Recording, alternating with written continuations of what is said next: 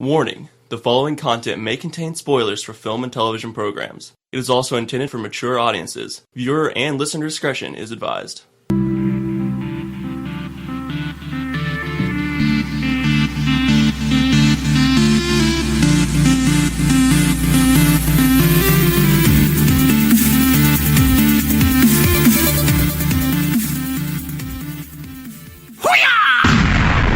Was that Treaty 3? No, Treaty Fee. None of this is accurate information. Yeah. None of those were words. Okay, let's try this again. The magic of radio right now. Ahoy, all of you Flick Freaks out there, what is going on? My name is Andrew, and welcome to episode 87 of the Flick Freak Podcast, your number one stop for all things film, television, news, facts, and opinions. I'm one of your hosts, Andrew Ormsby, joined as always by the wrong half of Hollywood, a.k.a. the perpetual wizard, Jareth Mooneyham. No idea. You know, they And can't see it when you wave, right? You know that, right? They can feel it in their Okay. hearts. I'm just making sure. on the same page there. And the king of the doldrums, Brian Vaughn. Hi. Guys, it's been a while. It's been a day since I've seen you. It's been a little while since we've done this, I think. You both have different hairs. Yeah. Jareth I'm aware of because Yeah. I was there for the happenings of the lack thereof. But not for the happening where people lay in front of tanks and stuff. Yeah, Well, because like- because the air and the trees are trying to kill We them. got to run from Corn the wind. threshers. These plants are fake. But I think we always start the podcast. Well, I know we always start the podcast with the Flick Freaks leak, where We have talk evidence of it that we did. Yes, about 80 something podcast worth. Not 87 because we have the this filler podcast here and there. But really excited to talk about the movie this week. It is Don't Breathe, the new movie in theaters, which I went to see this past weekend. So you've been breaking from your no horror movie rule of late. Well, your, I won't say rule, but proclivity. yeah, because now I work at a Sif Pop with Shoe the Dough. I don't know if you know this. I work full time. No, I did not know that. I work full time with Aaron Dicer. Oh, cool. So we have to see everything now. Yeah. And Don't Breathe was the newest one. I'm going to start off by saying this. Holy shit, this movie's amazing. See, this is strange. It is in my top 10 movies of the year. Right now it is number 9. And I've All right. Yeah. Let the record show that Don't Breathe was in Andrew's top 10. It won't stay there because we're not we're in August. Yeah, we're in August. Yeah. But It might stay there. but this If movie it stays there, that means we are going to have the shittiest fall movie release season. yeah. So this movie stars Stephen Lang. Everybody, I think the younger generation probably knows him from Avatar, but our generation would know him from Tombstone. Yeah. But also, Who was he in Avatar? He was the mean general guy. Oh, okay, yeah. Colonel that's something right. or another, because I don't think he was actually a general. Okay, Colonel Mean. It's always like a colonel who's the bad guy. Colonel Meanface. They don't want to go full general. Yeah. I'm gonna look up. His character in Avatar was Colonel. Yeah, it was a colonel. You're right. Okay. I think it's because colonels are still allowed to get their hands dirty. And make chicken. Yeah. Colonel Miles Quaritch.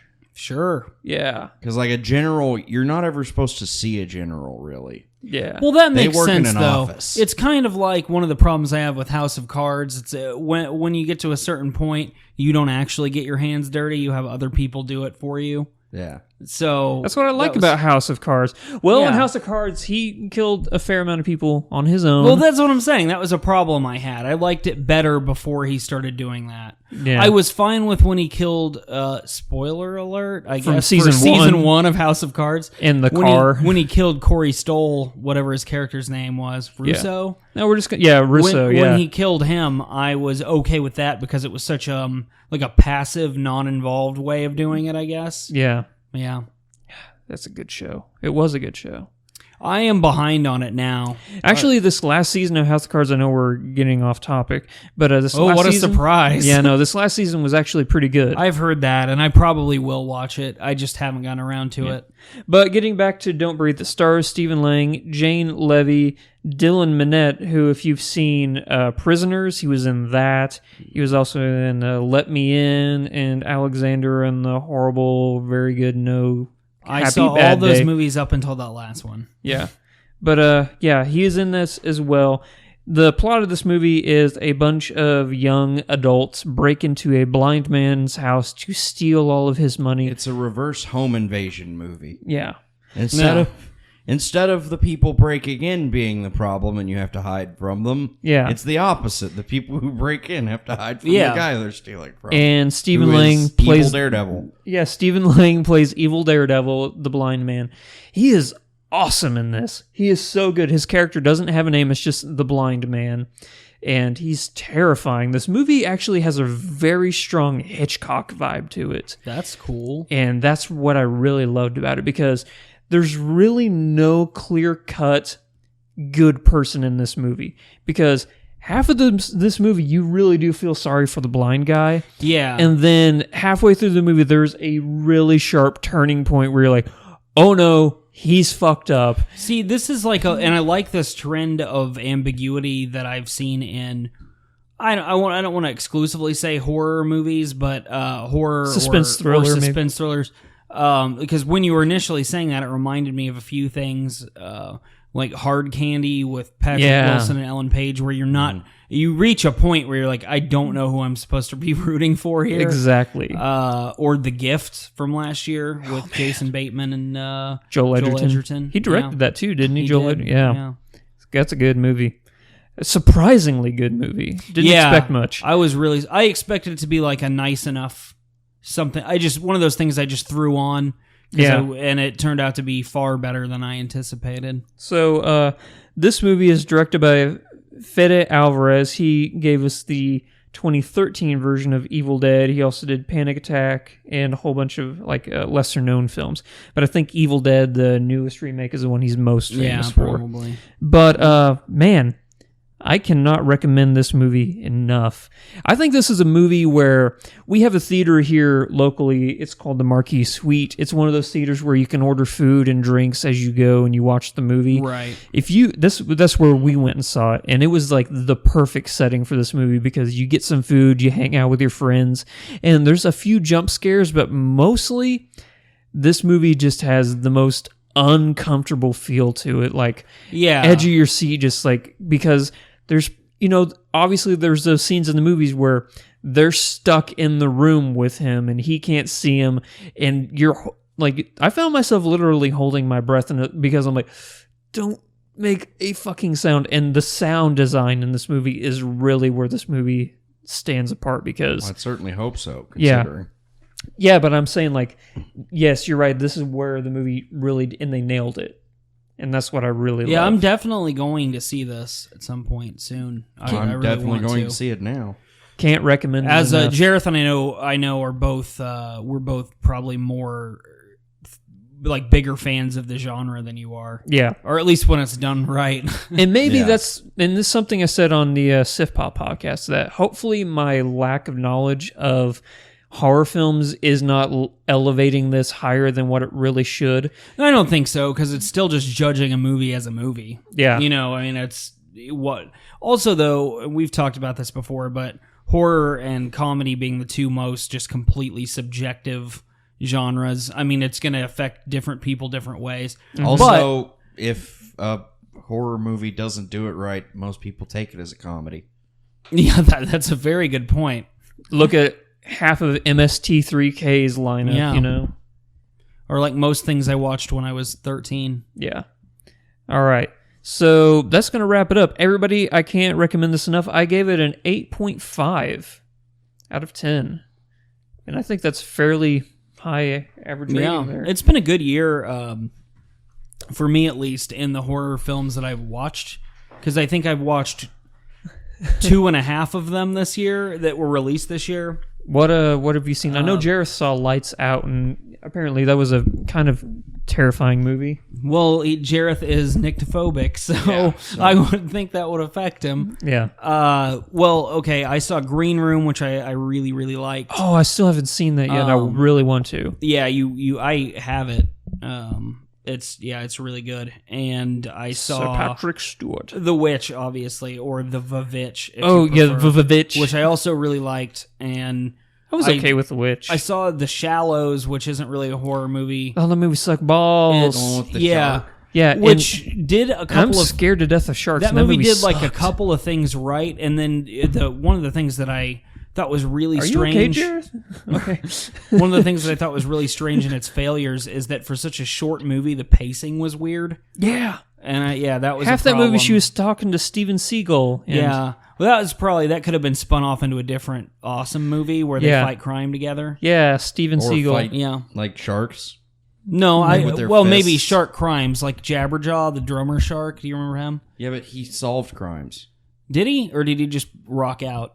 Both. I don't remember. They solved crimes. And did he know the I think snorks? the ratio of rocking out to solving crimes was more towards rocking out. It was like Josie and the Pussycats, except for instead of dressing up as cats, they had a shark with them. Yeah. Okay. All right. It's been a long time, probably 25 years since What we're trying to say here is Don't Breathe is a great movie. Yeah, that's to get back to it. And don't hang out with sharks. Yes. Yeah. Everybody, we got a Patreon campaign. If you head over to patreon.com/flickfreaks, you will find that you can donate any amount of money per month to help make this channel better, because we're all going to make this channel better together. We have 2 upcoming shout-out videos that we have to record for some fine folks who have donated $10 a month each. So, God damn. We're up to about $49 a month we're going to be receiving. And all that money goes right back into the channel to make it better. Thanks, guys. Yeah, it's really, really appreciated. Now, it is time to move on to the Flick Freak Files, where we talk about the news that is going on in the realm of entertainment. First up, since Suicide Squad was a box office success, need to iterate that. Warner Brothers is moving forward with the live-action Justice League dark film titled Dark Universe. For those of you who are unfamiliar with Justice League Dark, it's pretty much the Justice League, except it's not quite Suicide Squad bad people, but they're the less happy-go-lucky Superman sort of people. So you have they're the supernaturally inclined anti-hero characters. You have Constantine, Swamp Thing, Zatanna, Deadman, and many more. Swamp Thing? Yeah, Swamp Thing's in this. He's a pretty big deal in like the DC obviously. universe. Yeah.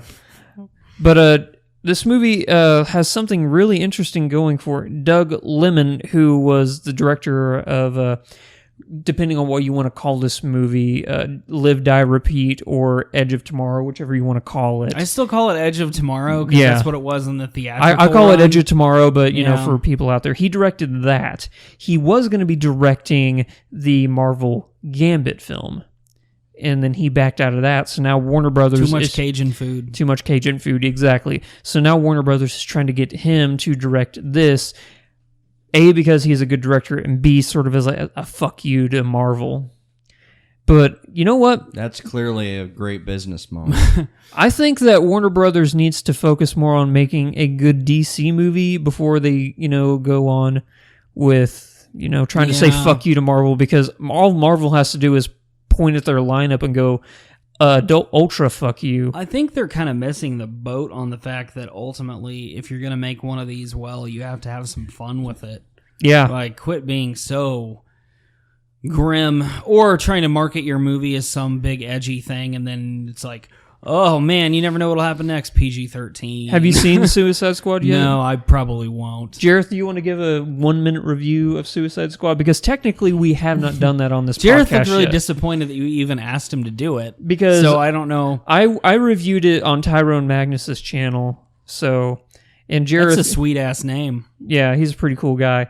But as soon as Jareth came in here, the first thing he started talking about was his thoughts on Suicide Squad, and it was pretty great. So yeah, I watched it the other day, and so I've made no claims to being a DC fanboy. So there's that. Mm-hmm. I've also not been silent about my thoughts about this movie before it came out, thinking that it was going to be bad. I really hoped it would be at least a bunch of good fun. It was going to be exciting or it was largely just empty. Yeah, like not even good for popcorn entertainment. Just your... I found like 2 or 3 scenes that were popcorn worthy. But in a movie that markets itself like that, it really fell short. Yeah, that's not good. It wasn't funny. It wasn't exciting. No. None of the visuals stood out in any way. Most of the scenes were dark, except for whenever they splash neon on the screen. Yeah. Which was an overlay for whenever they're doing the Borderlands intro for each of the characters. What's the trend of just make everything almost unseeably dark to convey grittiness? I'm kind of tired of that. Yeah. You can do it in daytime. Especially since they did reshoots with quotey marks to make most of the scenes brighter, quotey marks. Yeah. Because they were hard to see, quotey marks. Yeah. Which was what the reshooting to make it more comical thing turned out to be. Yeah. Quotey Apparently marks. that didn't land. Yeah. None of it Nobody landed bought it. quotey Nobody marks. bought it. But, yeah. It was boring. Yeah. And they didn't have a direction. So, Doug Liman, see, that's the thing. He's a good director, but David Ayer is an amazing director. And yes, everybody is saying that his version of the movie was good, but Warner Brothers wasn't happy enough with it, and they actually got the people who edited the trailers to edit the movie eventually, instead of, the director that they hired. Crazy. So, that's a rumor going around right now. What DC needs to do is take a step back from forcing an ensemble down our throats. Yeah. And give us a second to give a shit about these characters, besides the fact that we know them from comic books. Yeah. Yeah, because, you can make a 2-hour film when none of these characters have appeared in any other film, and you just smash them all in there with each of them having 10 minutes of screen time. The first 45 minutes of Suicide Squad is them explaining the backstory of Deadshot and Harley Quinn. Yeah. Yeah, and here's the thing. This isn't exclusive to the increasingly large glut of superhero movies. This is a movie. You have to establish characters. I don't know about that, Brian. Make people care. That's you. Which largely so far the DC universe has failed to do with any of its characters for me. Yeah. Every time they put someone on the screen, they expect me to care, but they've not given me a reason yet. Yeah. So, moving on next, Sam Mendes, the director of James Bond, has moved on from one James to another. He is now being eyed by Disney to direct a live-action version of James and the Giant Peach. What the fuck? That's a strange decision. Why James and the Giant Peach was a really cool stop-motion movie, but I do not get how this is going to lend itself to live action. Sam Mendes has had a strange career. Yeah. I think a lot of people remember him as the James Bond guy, but the movies he did before this... I remember him, when I think Sam Mendes, I think of him as the American Beauty director. Yeah. And what, Road to Perdition? Did he do that? He did. Revolutionary Road? Yeah. That was the Kate Winslet movie. Yeah. Yeah. And one of your first mainstream opportunities to see Michael Shannon be crazy also. No, I think he was kind of crazy in Take Shelter, or was that was later. That was it later? A few years later. Also, he was supposed to be crazy. Yeah. You know what? Go see Take Shelter. Yeah, that's a really good movie. It's in my top 15 movies of all time, I think. I'm watching Boardwalk Empire right now for the first time. I rented Take Shelter on accident. I had a free thing, and they were like, just rent an extra movie, so I grabbed it. Turned out to be really fucking good. That's because Jeff really Nichols is one of the greatest directors ever. He has a very assured hand at this point. Have you guys ever seen Midnight Special yet? I watched that 2 or 3 weeks ago. What'd you think? I liked it. That is such a good movie. There were a couple things I did not necessarily love about it, but there are things I can forgive. I thought the ending was weirdly underwhelming. I loved it. That being the end result. I'm not going to say anything explicitly because probably not many people have seen that movie yet, with it being a smaller release. But overall, very good movie and well acted, excellently directed as always. Yeah. So, yeah. But, yeah, I think we're all in agreement here. James and the Giant Peach as a live action film. I just don't see the point. I don't see the point. I don't see it being good. That's kind of like any remake especially when you're changing the look of it. I mean, from stop motion to live action. But any remake, if it was done well once, why are we doing it again? Well, this is what Disney is trying to do right now. They're looking at their catalog of films like they did with Jungle Book and Beauty and the Beast and Cinderella. They're doing live action versions of all their movies, and all their cartoon animated films have been, very well received. Yeah. So stop motion, I guess, is the next thing, which they don't have that many of, but wow, what an odd choice, because I don't think James and the Giant Peach is as well known as The Jungle Book or Cinderella. What is the market for this thing? I know. I mean, I went and saw Kubo and the Two Strings the other day, and it was it was a pretty good movie, but yeah. I think that people who love stop motion are more like along the lines of Coraline and... Which Coraline was really good. Yeah, I haven't seen that one yet. Yeah, I liked it. But I mean like the darker comedy, like the Nightmare Before Christmas and sort James of thing. and the Giant Peach being something that, I mean, again, you're not really marketing it. If you're making the change to live action, it says to me, hey, we're not really marketing this towards kids as much. Yeah. But it's James and the Giant Peach. Yeah. So I don't know. Yeah. Next up on the list, over 12 million users, including me, have stopped playing Pokemon Go. Why? Because after level 20, the game becomes bullshit. Because you can gradually level up, but once you get to level... I don't know that. Well, I'm explaining it to you, so... You can yes, gradually... For those unfamiliar, Jareth has a BlackBerry. Yeah. For those not familiar with what day it is... It's 2016. It's August 26th of 2016. Well, now we're officially dated. We're 27th. It's 27th, yeah. Hell if I know. Yeah. But anyway, 12 million people have stopped because once you get to level 20, the game becomes increasingly, I guess I should say substantially more difficult, because Pokemon will... There's a really high percentage that the Pokemon will jump out of the Pokeball and just run away. And leveling up is 10 times more difficult. So you get stuck at level 20 and just there's no point anymore. So I stopped playing. And 12 million other people have too. So is Pokemon Go going to be a fad instead of a phenomenon? Well, I don't know. 12 million stopped using it, but there's still 40 trillion using it, I think. Yeah. So. Yeah, I mean, it obviously will have some staying power, but it was clearly going to fade. That's just what was going to happen. A lot of people didn't expect it to fade this quick. Yeah, everything does now, though. I mean, I didn't expect it to blow up as big as it did. No, the media cycle is just really short, so things like this go out a little bit faster. That said, this is the most I can remember anything exploding in some time. Yeah, I don't think I've ever seen anything take off like Pokemon Go did.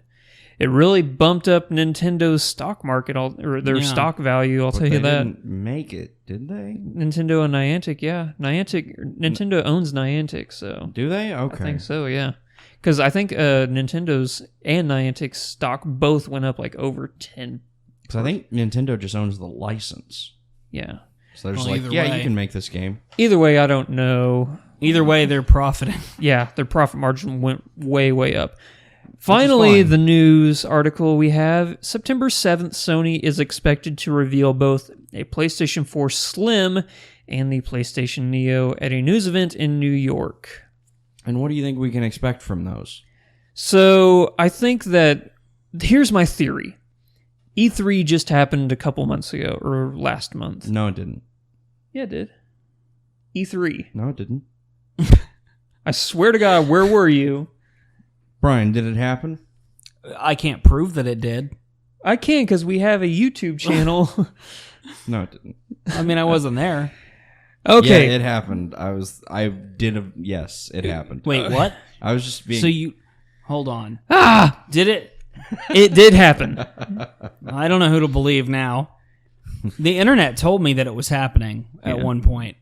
So I was present for one of the videos we did while it was happening. Yeah. Was that you or was that a clone? Is this Multiplicity? With Michael Keaton? Yeah. Remember, and the clones kept getting dumber. Yeah. All the other Michael Keatons. There was one too few Michael Keaton in that movie. Beetlejuice didn't show up. I like that Michael Keaton in this is already plural. Yeah. There's one too few Michael Keatons. It's Michael's like Keaton. Well, there was like 8 of them, and there was a really dumb one, and he was funny. Anywho, so here's my theory. At E3, I think PlayStation Neo was supposed to be announced, and Xbox did announce Project Scorpio, and then PlayStation was like, holy shit, this thing, because the specs got leaked before for the Xbox Scorpio, or Project Scorpio, whatever you want to call it. And Sony was like, holy shit, our platform is nothing compared to what Xbox is bringing to the board. So we're going to bring it back, work out a little tweaks to make it just a little bit better. And now they're going to have an event solely for the PlayStation Neo. So what is that? The next full-blown console? So it's going to be like,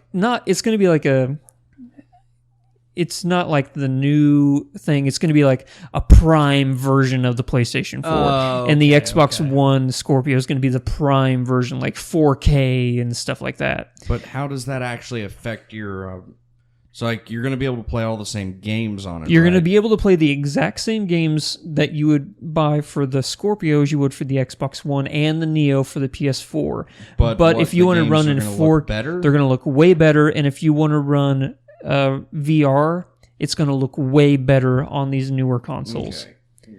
So, because the Project Scorpio is running on 6 teraflops. Holy hell. That's a lot of flops. Yeah, that is an Earth's worth of flops. It is going to rival this computer that we built. As far as performance. You mean it has as many flops as our computer flops? Yes. That's a lot of That is my favorite unit of measurement, by the flops, way. Yeah. It is pretty amazing. That's how I measure my success in the day. How many flops you have? Yeah, but it's like golf scores. I want fewer flops. Yeah. Yeah. But the fact that PlayStation has they're having their own private news event. They haven't said what's going to be shown there, but considering that they had Gamescom and E3 to show, what else would they be showing besides a PlayStation Slim and the Neo? It's not confirmed that that's what's going to be at this event, but why else would they be doing it? Maybe they're just going to show us their balls. Honestly, I think like their collective balls. Yeah. And here's another theory I have on how Xbox is going to utterly demolish PlayStation in the future. I hope not. With missiles. So, Sony as a company is not doing so great. Their PlayStation line is dominating, but everything else they have, their films and other like hardware and software that they have is not doing so good. Microsoft, on the other hand, is sitting on billions of dollars in cash. Well, it's Microsoft. Yeah, that's what I'm saying. Yeah. So here's my theory, and tell me if you guys think that this is a possibility. So PlayStation Neo, if they want to compete with what Microsoft Project Scorpio is, they're going to have to sell this thing for like $800 or $900. Yeah, that won't work. So they'll sell that, and then Microsoft is going to come out, and they are going to sell Project Scorpio at a loss. Just to, like, stick it to them? Just to stick it to them, because hardware is not where you're going to make your money. It's software. So people will buy the Project Scorpio at a loss, and then once their units get high enough, they'll be buying all of the games. They'll be buying all the games, and that's where they'll make their profit margin. There's no way Sony. Nothing's been introduced at that price point ever. For like $800 or $900. We haven't seen anything above $600, right? I think $600 was what PlayStation 3 was for sale, and then Xbox it went for $600, and then Xbox One was $500. Good God! And then PS4 was $400. I think that you're going to see Project Scorpio around $400 or $500 just to drag their balls across Sony's face. I don't think I just don't think we'll see a console for a whole lot more than that. Because I think people at that point they'd be like, "Why wouldn't I just buy a PC?" Yeah, exactly. And I'll just get Vibe. Because some people still don't understand that PC is a solid way to go for gaming. Yeah, I play everything on a PC that I play, and unless it's something that I cannot, which would just be like MLB The Show. Yeah. Honestly, I'm a console guy. I have been my whole life, but there's some games that I have to play on PC, like World of Warcraft or, some of those Steam exclusives. And yeah, I know you can connect your Xbox One controller to the computer and just use it, but... Yeah, I use my PS4 controller. Yeah. That's going to wrap it up for Flick Freak Files. Time to move on now to Trailer Talk, the 4 trailers we're going to be talking about. If you like it, you should have put rings on it. Multiple. Yeah. So it's you have to buy more than one now? Yeah. I know. Oh man. Thanks, Obama. So the first movie up we're going to be talking about is the third. It's the third, right? It's the third film. I think it's the fourth. Okay. I think it's the third. I don't know, honestly. So maybe not though. It is a sequel to the American Saga and the Ring franchise. Yeah, which I think, or for me at least, last left off with a bunch of crazy deer breaking their necks on cars. Yeah, that was Ring 2, wasn't it? Yeah, wasn't that the last? Yeah, I thought with Naomi Watts, she was in that one. I do love Naomi Watts. But here we go with Rings, plural. This movie stars Vincent D'Onofrio, Laura Wiggins, and Johnny Galecki? Why not? Johnny Galecki? Yeah.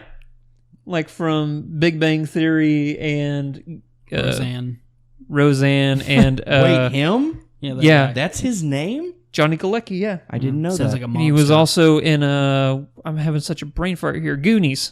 Yeah. But, yeah, so... Sheriff's having trouble over there. Who was he in Goonies?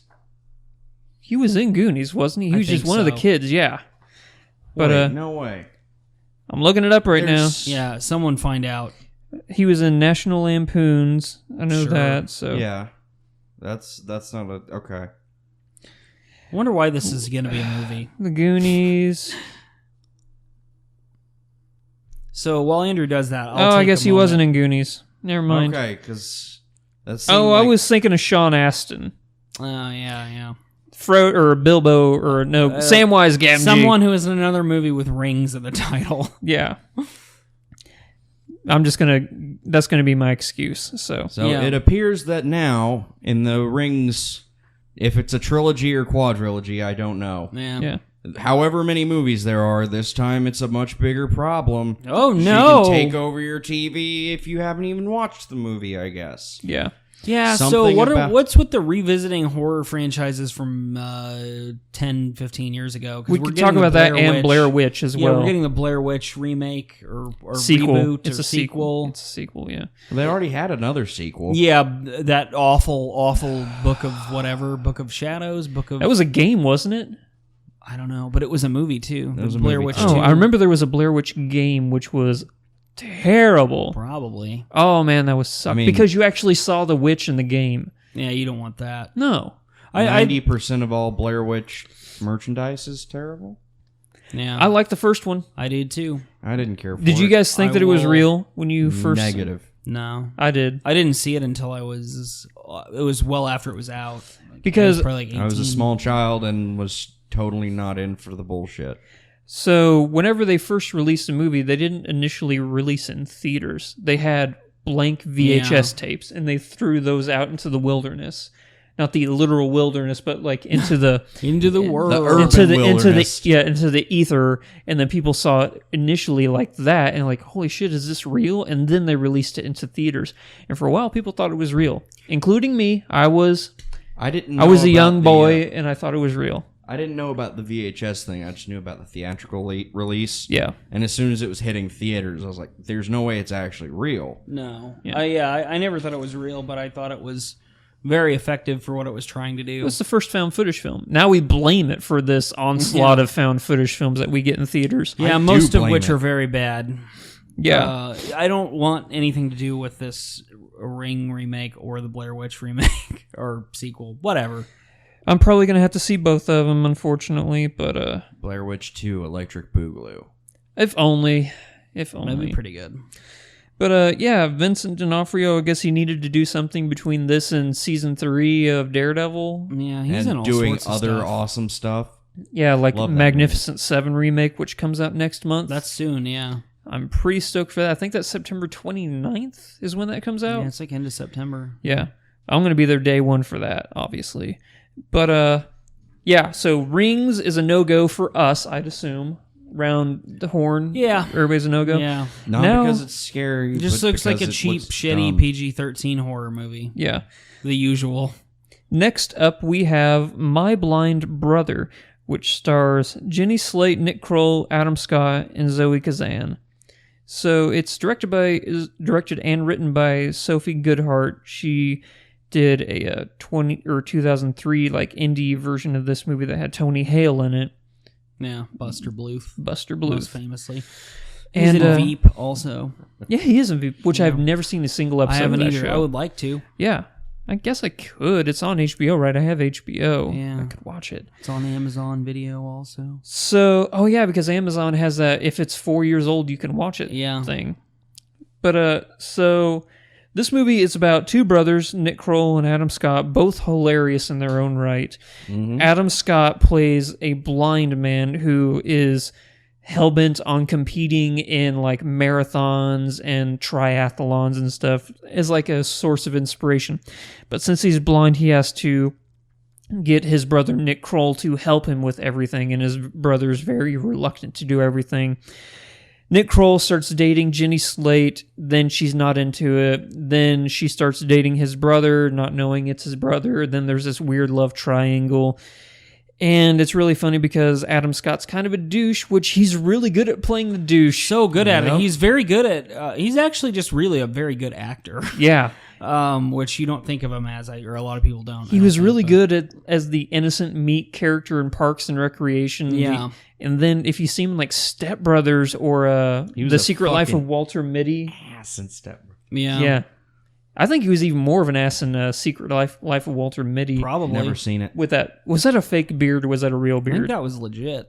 That's really weird, symmetrical I'm not certain, beard. But I think it was legitimate. Wow. Oh, anyway, but he was such a douche in that. So I think this character is more like a middle ground because you want to feel sorry for him. Right. But he still says super shitty stuff like, I'm he's disabled. Well, I'm disabled. I'm glad to see Nick Kroll in a good guy role, which you don't, or like he seems to be the more relatable of the two or something. Yeah, from the trailer, and you don't see kind of the more bizarre asshole. Usually guy just an group. asshole. Yeah. Do you guys watch The League at all? I did. Yeah, it might be one of the funniest shows of all time. It's pretty funny. It's really hit or miss and spotty, but when it's funny, it's funny. Really, I can't think of it. I can't think of a single episode that wasn't like insanely hilarious. What about that one that wasn't funny? I don't know what one you're talking about. You know that one. Oh shit, you're right. Yeah. Oh man. But he's you got me. He's excellent in that role, just like pretty much just a complete asshole douchebag. Yeah. I'll probably be seeing this one like willingly. I'll probably see it, yeah. Yeah. Next up we have the upcoming Manchester by the Sea. This has Oscar bait written all over it for a couple reasons. A, it has Casey Affleck in it, who is one of my favorite actors. Yeah, he's really good. So good. Then you have Michelle Williams and Kyle Chandler.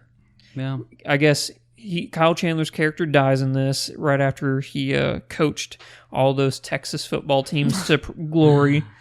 Which I'm not gonna lie, Friday Night Lights is a great show. I still haven't started it. It's been sitting in my Netflix list for a long time. I thought it was gonna be a stupid show. It's really fucking good. Yeah, I will watch it at some point. But it also stars Matthew Broderick, which why not? Hey, he's got to do something. But this movie is written and directed by Kenneth Lonergan. I mean, he wrote Gangs of New York. Yeah. It's my second favorite movie of all time. He also did like You Can Count on Me and Analyze That. He's a great writer. He's not directed too many things, but based on what I saw in the trailer, it looks like he has a visual eye. He's learned from like Scorsese. So it's a good looking trailer. Yeah, I think. Would you guys Oscar bait written all over this? Seemed like it. So I guess I should talk about the synopsis of this. So Casey Affleck and Kyle Chandler are brothers, and Kyle Chandler has a son who's played by Lucas Hedges. I don't really know who this. Maybe he's just a new up-and-coming young actor. I did say a breakout performance. So breakout. Okay, which it must be because no one knows who he is. Yeah. So Kyle Chandler's the really successful brother, and Casey Affleck's a janitor. He's just living one day at a time from paycheck to paycheck. But Kyle Chandler dies, and the guardianship of the young kid goes over to Casey Affleck. He's We're like, reluctant Casey Affleck. yeah, he's like, I don't know if I can do this. What should I put him up for guardianship with somebody else? And then it looks like a really inspiring, heartbreaking story. Which, yeah, Oscar bait. Seems like it. No one's gonna say I'm not a co-op. Not a co-op. Oh yeah, it's Sucker. insanely Boston, like Boston through and through. But the final trailer we're going to be talking about is for a video game, Metal Gear Survive. Since Kojima has left Konami, I guess Konami still wants to cash in on the fact that they own this property. Apparently. But this trailer right now has about a 5 to 7% positive rating. Holy. Is that good? Well, that 5 to 7 out of 100. Let me give you guys a sales pitch for a video game. Okay. Okay, so do you guys like Metal Gear Solid? Yeah. You like it's pretty great. good, right? Okay. The new one's really good. What if I were to... So you'd be in favor of a new game, right? Yeah. Okay, well, okay. You know how you like Snake? Yeah. He's great. Like, Big boss. Big badass guy, right? Eye patch and everything. What if we took him out? Wait, hold on. What? I'm going to would give you you do 5 seconds of him. Oh, okay. So, But that's it. That's all you're going to get. But what's he going to do? Oh, we can't pay. You don't know. We can't. So we can't okay, pay so we get to anyone. pay. We get to pay. We get to play for Snake at least 5 seconds. No, he's just kind of there for a second in a helicopter. Oh, so we see him though, It's like a yeah, cameo. you'll see him. like But, really close up. Like we'll get to see the cool Snake. And I mean, he'll kind of glance by. okay. He'll kind of just slide by on the screen. Hey, you watch The Walking Dead, don't you? Yeah, it's a great show. All right, I love so zombies. You love zombies. I love Okay, so like what? I love how it's like a decaying corpse, and Yeah. you get to see that they were human once. What if instead they were big monster zombies? What do you mean? What if we just remember how I was talking about Metal Gear Solid? Yeah, What yeah. if we took Metal Gear Solid without Snake Okay, and we took monster zombies and we just shoved it all together? but Buy my game, And $60. like a weird Left 4 Dead mashup. Okay, Yeah. so you're saying Only- that this is not going to be an add-on or a thing for the No, new Metal Gear. It's full its blown own game. Full blown game. Mainly, you're just gonna stab shit through a fence. okay. With like what? What am I going to like I with a don't know, cool like- trident or No, something? like No. a knife on a broomstick. It's just like a stick with a knife on the end, taped maybe to it. Okay, Yeah. Okay, but or like, because Are all you of your guys sold? resources are going to be spent on I making mean, bomb bows. it You guys doesn't saw- sound like what. So what about this is Metal Gear? Well, remember how in previous Metal Gear games, one of the really cool elements was that you had to actually like use stealth and be smart about how you were doing it. Not Yeah, to that was direct great. offensive. You could choose if you want to be. The Well, that big- was annoying, right? Instead, you're just going to stand there and stab zombie monsters. Oh, Yeah. I don't. I guess I just don't get it. Maybe I'm. I'd just pre-ordered if I were you. Just trust yeah. trust that it'll all work out. Okay. It's got Metal Gear in the name. It's got Yeah, it has to be good, right? Jesus, titty fucking Christ! Yeah, this this game looks like a piece of shit. awful. It just looks like a really ill-conceived cash grab. Guys, what if the giant thudding at the end wasn't a T-Rex? What if it was Kojima? No, I was going to say, what if it's like a fucking infected, like, Metal Gear? Okay. Oh man. Nothing short of that being a giant, like, building-sized Nicolas Cage would get me to buy this game. I was hoping that Wait. you were gonna say Nickelback. What if it was Also How the hilarious. hell did we wind up Stay like Puft this? Marshmallow Man? Zombified Stay Puft Marshmallow Man? I'd do it. Yeah, probably. If that's where they went with it, then sure, I'd buy it. I just feel like this is a situation where they had, like you said, they had the property. At least they're not turning it into a pachinko, but you know what? I think this is actually a step down from pachinko. Probably. It's like they're 5 years too late on a zombie craze they're trying to capitalize on. People are because I think that the zombie craze is still like no. killing. Do you think that people are still crazy for zombies, or do you think that Hollywood and entertainment media is still trying to shove it down our throats? Yeah, because what is succeeding, other than The Walking Dead, which is an established TV show that's, super good. gonna be in its drive seventh around a season. lot, and I see a lot of like merchandise that people have purchased that implies a love of zombies. Like, here's my family of zombies, or zombie response vehicle, or any other thing that is basically zombie response vehicle. Or people blaring "Zombie" by the Cranberries. I while will they say, drive. I will say this: I would accept there that. are a couple of established properties that you're talking about, like The Walking Dead. Yeah, I think. And there's some that in the video game world that are still like they're older, but people still play them. And I think of like State of Decay or even Left 4 Dead. We're going to start doing Left 4 Dead. We're going to start doing a Left 4 Dead Let's Play series on our channel. That'd be a lot of fun. Yeah, it's going to be great. I'm trying to get a couple, since it's a multiplayer, to do it with us. Do you guys have a 360 with Xbox somewhere. Live? I can get Xbox Live. That's not hard. Okay, because you act like you're gonna like obtain it from somebody in a back alley. Yeah, I can get it. It's not a problem. Yeah, just don't You ask won't any buy? questions about it. Xbox Live, 12 You want months. Xbox Live? Gold membership. Gold membership. But Only has a little bit of blood on. But to me, this looks like a bunch of out-of-touch people in a room saying, how can we make money off the fact that we have this property? yeah, What are the kids like these days? A bunch of middle-aged men sitting in a room And smoking stogies. I hope nobody buys this game. I hope that this, and I don't know if you guys know this or not. Konami as a company, video games is not their main property. Right. They are a consumer base. Like they build gym equipment in Japan. They build like toasters. We do know this because you have told us. That's how we know it. I didn't know Yeah, if I told you that or not. Back when they were doing all of their super weird, shitty stuff to Kojima. The year was 2015. Yeah, Konami's pretty much wasn't that long ago. They're pretty much the GE of Japan, pretty much. But I hope that this tanks, and I hope that they I lose. hope it taints. That's a lot worse than tanking. Well, it might taint the series, Yeah, it's definitely going to. Yeah. But that's going to wrap it up. Guys, what if it's actually just like a fucking solid game? Well, great. If it is, then awesome. But it probably won't be. Yeah. It's kind of like when people talk to me about, like, if you're talking politics and someone's like, well, what if, oh my God, what if Donald Trump wins the election, which that'd be the worst fucking thing ever. But what if Donald Trump wins the election and he's a great president? Then great. Well, then that's awesome. Yeah. Yeah. It's just he won't be. Yeah. Here's the thing. But- it's called marketing. The Yeah. point of marketing is to sell you on the fact that this is a good project or property. Exactly. And Trump's, so far from what we've seen, is not great. And Metal Gear Solid, from what we've seen from this trailer, does not look appealing. Metal Gear Solid is an amazing game. Metal Gear Survive. Classic game. Apologies. So you heard it here first. Metal Gear Survive is the Donald Trump of video games. Yes. So now it is time to talk about the Fairbairn forecast. First, it's the store time. Is it store time? Did I skip over? It's store o'clock. Thank you so much, Jareth. Everybody, we have a store. If you head over to shop.spreadshirt.com/flickfreaks, you can find all great forms of paraphernalia, t-shirts, coffee mugs, phone, tablet cases. Head over there, check out, see if anything there appeals to you. It will. It'll appeal to you. Yeah, I love our shit. I think we got really great products. Go get it, people. Now it is time. Thank you again, Jareth.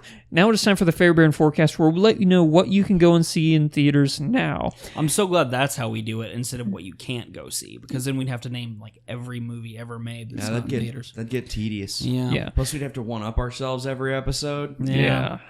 So right now, as we've said, cannot recommend enough. Go and see Don't Breathe. But do breathe while watching it. Yes, can't stress that enough. We will not have your blood on our hands. Don't take that don't take the title as an instructional.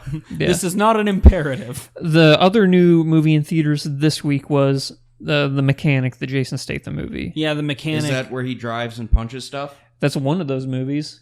The Mechanic Insurrection or Resurrection or Something. The Erection. The Mechanic Erection. Yeah, the Mechanic's Erection, yeah. So there's What some would you guys other do movies. if you're someone who's fixing your car and they just had a huge boner while they were doing it? Probably go wait in the waiting room and not be involved with the erection. Just finding out. Some couple other movies you technically can go and see. You technically can go and see Suicide Squad. Please don't. But You there's might some love it, but there's some actually really good movies in theaters. You can go and see Sausage Party. It was really funny. You can see War Dogs, which was pretty good. Jason Bourne was okay. Ben-Hur was... Ugh. Okay, Really? why? That's another one, by the way. Why does that have to exist? Yeah, I just no don't understand fucking the point clue. of well, isn't the original from like the 50s or something? Yeah. the 30s. 30s? Okay, I know it's like 30s. ancient. No, it's like 50s or... No, Is actually, I think it's 60s. Oh, maybe it is. Hold Yeah. on. I'm No, gonna it's the find out. 60s. You look that up. It's ancient as fuck. Wait. If we're gonna have someone find out, it shouldn't be the guy with a fucking blackberry. No, I want to see if he can do it. Okay. So will he find a way? So there's 3 other movies you can go and see. Pete's Dragon. Surprisingly, that movie was good. That's weird. I would not have guessed that. I went into that movie with very low expectations and left going, dude, did I love that movie? And I think I did. Holy shit! Wait a second. There's like 9 versions of that movie. So find the There's oldest a one. 1959, and there's Ben-Hur: A Tale of the Christ, 1925. 1959 is the one then. So you can see Star Trek Beyond, which, and you can also go and see Kubo and the Two Strings, which was stop motion. You can do it. That movie was pretty good.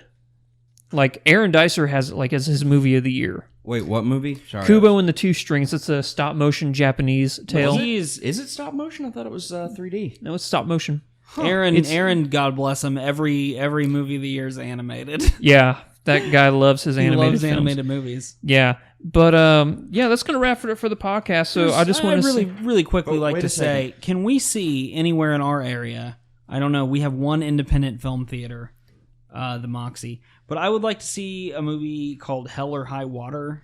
That's the Jeff Bridges. Jeff Bridges. We have to check that out because it is getting really good reviews. Yeah, I was reading about it the other day, and it sounds like a thing that we would like. We will have to check Fandango because Moxie is on Fandango. But are they really? Yeah. Huh. Don't forget though, we have a Twitter. Yep, getting there right now. If you'd like to find us on all forms of social media, you can find us on Twitter, Twitch, Facebook, Instagram, Vine, Patreon, Riff, YouTube, iTunes, Periscope, Snapchat, and brand new on Tinder. Just find all those at /FlickFreaks. Swipe right. Swipe right, people. Is that the good? Is that the good direction? Swipe right is the good direction. Well, they're not going to swipe that way. No. But you can find us on all of those at /FlickFreaks. Do you guys have anything to plug? I know you guys, I don't know if it was recent, but you did the Lights Out podcast for, actually that was a couple weeks ago. That was like 3-4 weeks ago. Do you have any other... taking a break at the moment. Okay. Scheduling conflicts with the studio, so... Okay. Well, there's a great back catalog of stuff over there at Alltower Media and the Alltower Podcast that you guys definitely should go and check out. Beyond hilarious stuff, Jareth and Roper are the main hosts of that, along with Alligator. She is super fun. And then you have Dire Monkey from the Spellbook Studios. Spellbook Studios, of course, makes amazing mobile games. What's their one right now? Heroes of Dire? Yep. Okay. Man, I'm running right off memory right here. Yeah, you're killing it. It's impressive. Yeah, so Heroes of Dire is a great mobile game everybody should check out from Spellbook Studios. Brian, are you still currently doing Backup Catcher? I've got things. Yeah, I do a baseball podcast called The Backup Catcher. We're on a 2-week break right now because of jobs we have. Yay, money. But then after that, we'll be back. But yeah, you can find us on anywhere you might listen to podcasts. We are the same guy, Van, who you've seen as a one-time guest on this very podcast. Van Lee. Also, we do a pop culture podcast where we talk about really just whatever we want to on a given day. And it's pretty much just like a monthly thing we do now. It's called The Slow Descent, and you can find that on the internet. The also. Nick Cage podcast, as I've come to know it. Yeah, he gets brought up sometimes. I like how Van's name is continuously getting shorter and shorter. Yeah, it's changing and changing from its original name. Before I know it, it's going to be Vanla. Yeah. Vanla. When at the outset, he was like, you should change your name for for whatever podcast, internet presence. And I staunchly refuse to do so. I like my name. I think Brian is a pretty great name. Brian it's a solid Irish name, and then I have a solid German surname. So, I'm fine with it. All right. And for us, you can find us on all those social medias and our YouTube page if you want to see our reaction videos, our reviews, or our Let's Plays. Don't forget, we are going to have our State of Decay, our, what's that game called? Left 4 Dead. Left 4 Dead. Our Left 4 Dead series coming very soon. 1 or 2? Both. Whoa! Yep. Both fantastic games. Both fantastic games. And each, it's going to be a very long series running on our channel because it's going to be every single map from safe house to safe house. It's going to be a little short, like 10-minute episode. I would love to be a part of this. Yeah, we're going to make it happen. So if you have a 360 and you have Xbox... I can do a 360. I'll do it right now. Okay. For Jareth is spinning in a circle. Oh, no, he made it halfway. He 180'd. Oh, no. Now he's looking in the corner like that guy at the end of Blair Witch. Yep. All right. We'll catch you in the next episode. So until next time, Godspeed to 100,000 subscribers. Yep. 7 days.